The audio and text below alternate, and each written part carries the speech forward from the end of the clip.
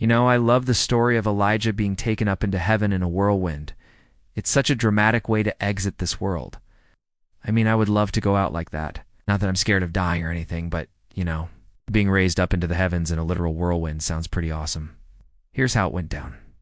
Elijah and Elisha, they were hanging out on Mount Carmel, and they had just finished, slaying all those prophets of Baal and Asherah.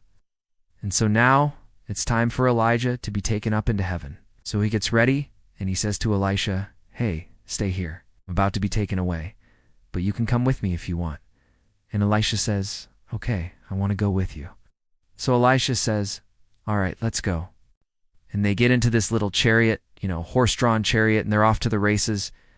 They're racing away from the men of Baal that wanted to kill Elijah. Suddenly, they're surrounded by this whirlwind and fire. It's like a horse-drawn chariot, but it's like made of fire, and they're in it.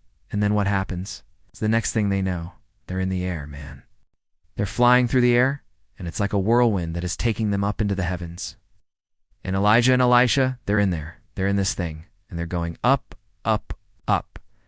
And then Elijah says to Elisha, "Hey, listen, it's time for us to part ways.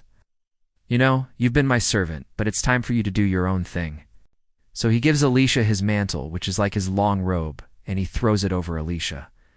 And when Elisha receives it, he realizes, "Hey, I'm going to take this mantle and do great things with it." But Elijah, he keeps going up and up and up in the whirlwind until he's gone. He's gone from Elisha's sight, and Elisha's left there on the mountain with the mantle. So what's the significance of this story? What can we learn from it? Well, for one, it shows us the power of God. Look at what happened to Elijah. He was a mere mortal man, but God took him up into the heavens in a whirlwind. That shows us that God is full of power, can do whatever he wants, whenever he wants.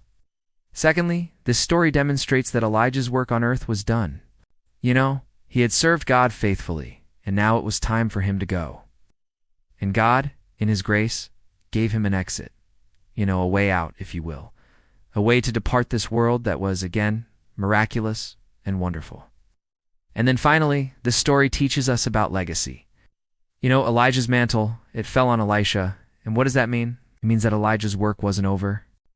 God was still going to continue to use him, even though Elijah had finished his earthly course. In the same way, God may use you in ways that you can't even imagine, even after you finish your earthly work. Don't ever forget that. God can use you even when you think he's done with you. So thanks for watching, guys.